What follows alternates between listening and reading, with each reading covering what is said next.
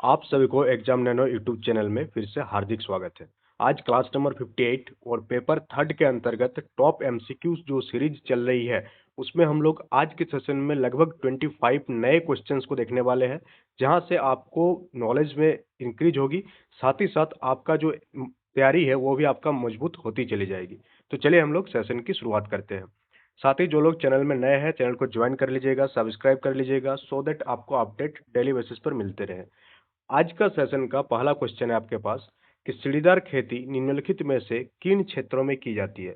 हम लोग जानते हैं कि खेती करने का डिफरेंट डिफरेंट पद्धति अपनाई जाती है अपना देश भारत में। उन्हीं में से एक पद्धति है सीढ़ीदार खेती, और ये सीढ़ीदार खेती किन क्षेत्रों में की जाती है ये आपसे पूछा जा रहा है। तो पहाड़ी ढलानों पर, समतल मैदानी भागों में, हिमनदीय पर्वत शिखर पर, या तटवर्ती भूमि पर।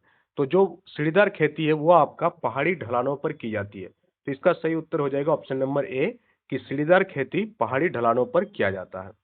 नेक्स्ट क्वेश्चन की ओर आगे बढ़ेंगे हम लोग, और नेक्स्ट क्वेश्चन आपसे पूछा जा रहा है कि उष्णकटिबंधीय प्रशांत महासागर में समुद्र की सतह का तापमान लंबी अवधि के लिए सामान्य स्तर से ऊपर बने रहने पर बनने वाले नियमित जलवायु पैटर्न को क्या कहते हैं। यानी कि जो प्रशांत महासागर है, प्रशांत महासागर किस प्रकार के क्षेत्र में सिचुएटेड है, तो उष्णकटिबंधीय क्षेत्र में सिचुएटेड है। तो उष्णकटिबंधीय प्रशांत महासागर में जो समुद्र के सतह का जो टेम्परेचर है वहां पर लंबे टाइम के लिए ये सामान्य स्तर से थोड़ा सा ऊपर बना हुआ रहता है। तो इस प्रकार का जो जलवायु पैटर्न बनता है इसको हम लोग किस नाम से जानते हैं, ये पूछा जा रहा है। तो इस प्रकार के जलवायु पैटर्न को हम लोग एल नीनो के नाम से जानते हैं। किसके नाम से? एल नीनो के नाम से जानते हैं। जब तापमान जो है वो सामान्य स्तर से थोड़ा ऊपर बना रहेगा एक लंबी अवधि के लिए, तब हम लोग उसे एल नीनो के नाम से जानते हैं। मौसम और जलवायु में अंतर होती है। मौसम डेली चेंज हो सकती है, बट जलवायु जो है एक कोई एरिया का एक लंबे समय का रिकॉर्ड है कि यहाँ का जलवायु कैसी है। नेक्स्ट क्वेश्चन की ओर आगे बढ़ेंगे हम लोग, और नेक्स्ट क्वेश्चन आपसे पूछा जा रहा है कि अफ्रीकी महाद्वीप में सबसे बड़ी अर्थव्यवस्था कौन सी देश की है? दक्षिणी अफ्रीका की, अल्जीरिया की, नाइजीरिया की। तो अफ्रीकी महाद्वीप में सबसे बड़ी अर्थव्यवस्था वाला जो देश है वो कौन सा है? दक्षिण अफ्रीका। अफ्रीका एक महाद्वीप है, अफ्रीकी महाद्वीप में एक देश है दक्षिण अफ्रीका, जहाँ की अर्थव्यवस्था सबसे बड़ी अर्थव्यवस्था है उस कंटिनेंट का, यानी कि अफ्रीकी महादेश का। नेक्स्ट क्वेश्चन की ओर हम लोग आगे बढ़ेंगे, और नेक्स्ट क्वेश्चन आपसे पूछा जा रहा है कि म्यांमार किसका पुराना नाम है? कौन सा देश का पुराना नाम म्यांमार है? तो भूटान का तो नहीं है, माली का भी नहीं है, तो बर्मा का जो पुराना नाम है वो किसका है? बर्मा का पुराना नाम क्या है? म्यांमार है। तो आप ये याद रखिएगा कि म्यांमार को पहले बर्मा के नाम से जाना जाता था।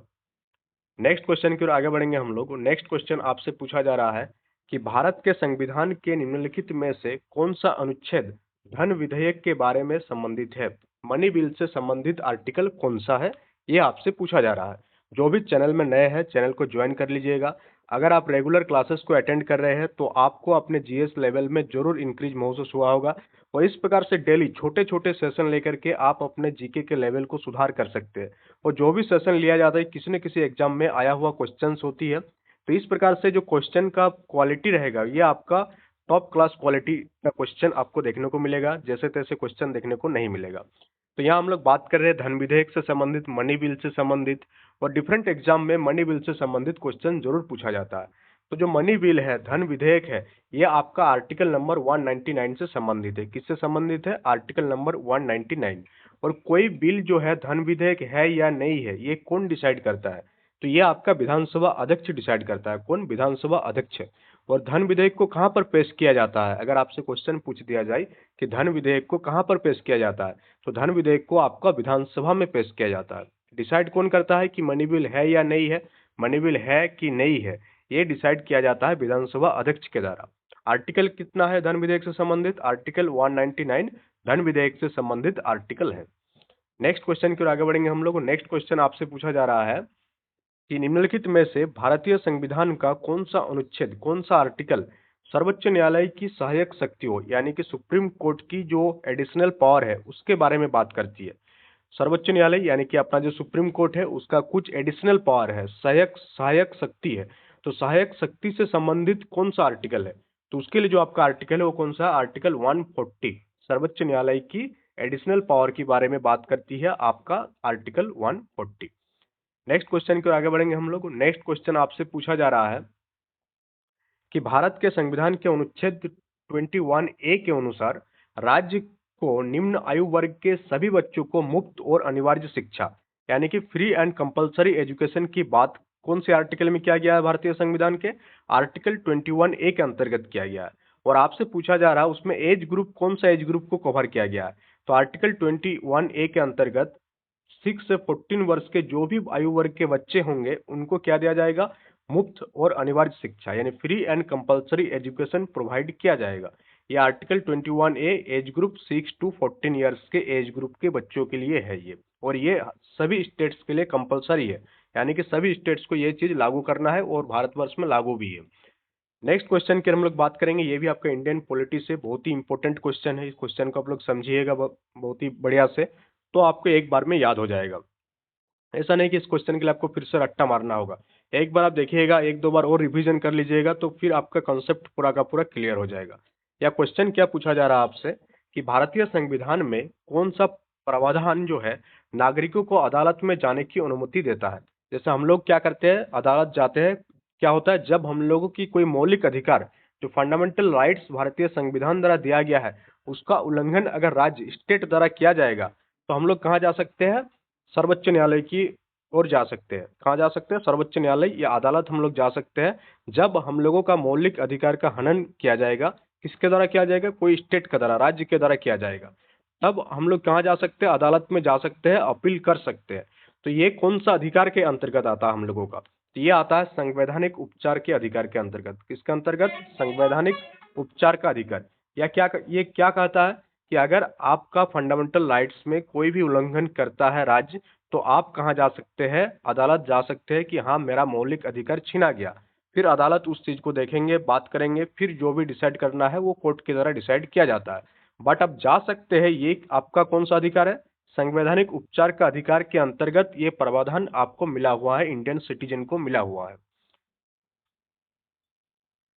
नेक्स्ट क्वेश्चन की ओर आगे बढ़ेंगे हम लोग, और नेक्स्ट क्वेश्चन आपसे पूछा जा रहा है कि किस भारतीय कलाकार ने संविधान की हस्तलिखित कॉपी को अलंकृत किया था? तो भारतीय संविधान पूरा वर्ल्ड का सबसे बड़ा लिखित संविधान है, तो इसका जो हैंड रिटन कॉपी था उसको अलंकृत यानी डिजाइन किनके द्वारा किया गया था? तो अलंकृत जो डिजाइन किया गया था, जो हैंड रिटन कॉपी को किनके द्वारा? नंदलाल बोस के द्वारा कॉपी को डिजाइन किया गया था। आगे बढ़ेंगे हम लोग, और आगे आपके पास नेक्स्ट क्वेश्चन है कि निम्नलिखित में से किसने भारत के ध्वज को डिजाइन किया था? यानी इंडियन फ्लैग जो है, हम लोगों का जो इंडियन फ्लैग तिरंगा है, इसको डिजाइन करने वाले कौन थे? तो इनके जो डिजाइनर थे उनका नाम हो गया आपका क्या? पिंगली वेंकैया। क्या नाम हो गया? पिंगली वेंकैया के द्वारा भारतीय राष्ट्रध्वज को डिजाइन किया गया था। तो ये क्वेश्चन आपका DSSB PRT में पूछा जा चुका है, और डिफरेंट एग्जाम में भी ये क्वेश्चन आया हुआ है कि भारतीय ध्वज को डिजाइन करने वाले कौन थे? तो भारतीय ध्वज को जो डिजाइन किया गया था पिंगली वेंकैया के द्वारा भारतीय ध्वज को डिजाइन किया गया था। नेक्स्ट क्वेश्चन आपका इतिहास से कि किस ब्रिटिश गवर्नर जनरल ने भारत में रेलवे की शुरुआत किया था? तो आपको बता दें कि भारत में रेलवे की शुरुआत कब हुई थी? 1853 में हुई थी। कब हुई थी? 1853। वो सबसे पहली बार जब रेल चली थी तो ये कहाँ से कहाँ तक? बम्बई से थाने के बीच। आप याद रखिएगा, ये भी पूछा जाता है कि भारतीय रेल की शुरुआत कब से हुई थी? तो 1853 से भारतीय रेलवे की स्टार्ट हुई थी, और पहली बार जो रेल चली थी बम्बई से थाने के बीच में पहली बार रेल चली थी। अब पूछा जा रहा है कि जिस टाइम भारतीय रेलवे के यानी कि भारत में रेलवे की शुरुआत हुई थी उस टाइम भारत का गवर्नर जनरल कौन था? तो 1853 यानी कि तब हम लोग गुलाम थे, ब्रिटिश राज था, तो उस टाइम क्या हुआ करता था? गवर्नर जनरल हुआ करता था। तो उस टाइम ब्रिटिश गवर्नर जनरल कौन था, ये आपसे क्वेश्चन में पूछा जा रहा है। तो उस टाइम कौन ब्रिटिश गवर्नर जनरल था? लॉर्ड डलहौजी। कौन था? डलहौजी जो है उस टाइम ब्रिटिश गवर्नर जनरल था भारत का। नेक्स्ट क्वेश्चन पर आगे बढ़ेंगे हम लोग, और नेक्स्ट क्वेश्चन आपसे पूछा जा रहा है कि इंडिपेंडेंसी के पश्चात यानी स्वतंत्रता के पश्चात भारत के पहले गवर्नर जनरल कौन थे? जस्ट आजादी के बाद गवर्नर जनरल का पोस्ट को रखा गया था, बाद में इस पोस्ट को एब्लिश कर दिया गया। आज के डेट में कोई भी गवर्नर जनरल नहीं होता, बट तुरंत आजादी मिला था उस टाइम, तो उस टाइम आजादी के बाद भी गवर्नर जनरल का पोस्ट को रखा गया था। तो पहला गवर्नर जनरल कौन है, ये आपसे पूछा जा रहा है। तो पहला गवर्नर जनरल कौन थे? Lord Mountbatten. कौन थे? Lord Mountbatten. अगर आपसे क्वेश्चन में पूछ दिया जाए पहला भारतीय गवर्नर जनरल आजादी के बाद, तो सी राजगोपालचारी कौन हो जाएंगे? सी राजगोपालचारी जो है आपका पहला भारतीय गवर्नर जनरल थे। साथ ही साथ अंतिम भी थे, क्योंकि उसके बाद इस पोस्ट को हटा दिया गया, उसके बाद ये पोस्ट को एब्लिश कर दिया गया। तो इस प्रकार से भारत के पहले गवर्नर जनरल का नाम अगर पूछेगा आजादी के बाद तो आपका हो जाएगा लॉर्ड माउंटबेटन। अगर आपसे पूछा जाएगा कि आजादी के बाद भारत का पहले भारतीय गवर्नर जनरल कौन थे, इंडियन गवर्नर जनरल कौन थे, तो सी राजगोपालचारी थे और पहला और अंतिम वही थे। उसके बाद इस पोस्ट को हटा दिया गया। ये क्वेश्चन आपका पूरा का पूरा पानी जैसा क्रिस्टल क्लियर हो गया। अब आगे हम लोग बात करेंगे, इतिहास से ही बात चल रही है अभी। यहाँ क्या पूछा जा रहा है आपसे कि वर्ष 1930 ईयर कौन सा था, 1930। 1930 में भारत की स्वतंत्रता संग्राम के दरमियान चटगांव शस्त्रागार पर आक्रमण करने वाले नेता कौन थे। अगर आपसे पूछ दिया जाए आज के डेट में चटगांव कहाँ पर स्थित है, तो चटगांव आज के डेट में बांग्लादेश में स्थित है। पहले भारत के पार्ट हुआ करती थी 1930 में। तो उस टाइम भारत के आजादी के लड़ाई के दौरान चटगांव में क्या था, एक शस्त्रागार था।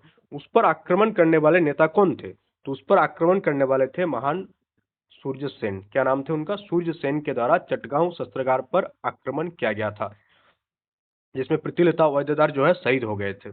उसके बाद हम लोग बात करेंगे यहाँ पर नेक्स्ट क्वेश्चन की ओर। और नेक्स्ट क्वेश्चन आपका कि कौन सा एजेंसी विश्व विकास रिपोर्ट, वर्ल्ड डेवलपमेंट रिपोर्ट प्रकाशित करती है। तो वर्ल्ड डेवलपमेंट रिपोर्ट का पहला प्रकाशन जो हुआ था 1978 में किया गया था। कब किया गया था, अगर आपसे क्वेश्चन में पूछ दिया जाता है कि विश्व विकास रिपोर्ट की रिपोर्ट पहली बार कब प्रकाशित किया गया था, तो पहली बार जो प्रकाशित हुआ था ये 1978 में प्रकाशन हुआ था। और ये हर साल विश्व बैंक के द्वारा, वर्ल्ड बैंक के द्वारा इस रिपोर्ट को प्रकाशित किया जाता है। किसके द्वारा, वर्ल्ड बैंक। इससे पहले के सेशन में हम वर्ल्ड बैंक के हेडक्वार्टर बताए थे आपको कि वर्ल्ड बैंक का हेडक्वार्टर कहाँ पर है। तो आप लोग कमेंट बॉक्स में कमेंट करके बताएंगे कि वर्ल्ड बैंक की हेडक्वार्टर कहाँ पर है।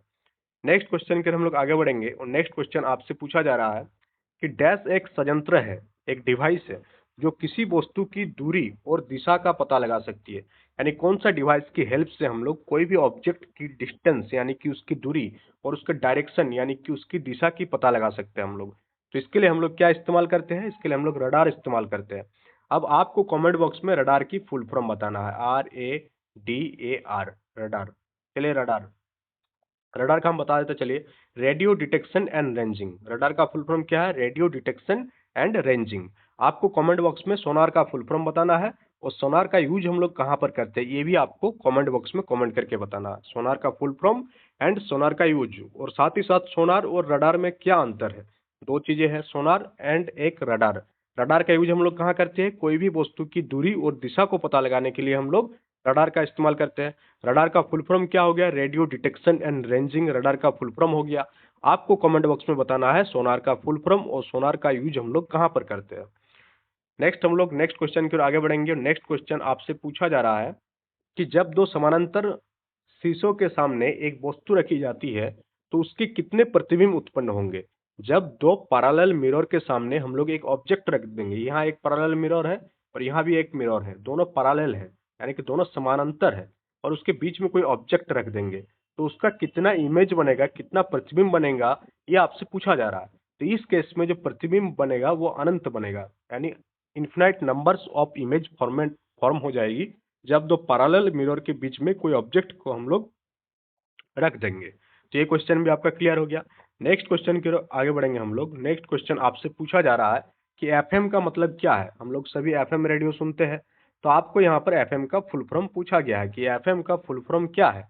तो एफएम का full form free music, frequency modulation, fixed mode या इनमें से कोई नहीं। तो एफएम का जो फुल फॉर्म है वो क्या है, frequency modulation.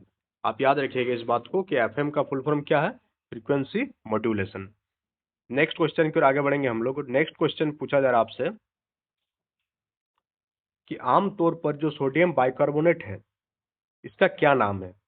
Washing soda, baking soda, soda ash या ब्लीचिंग सोडा।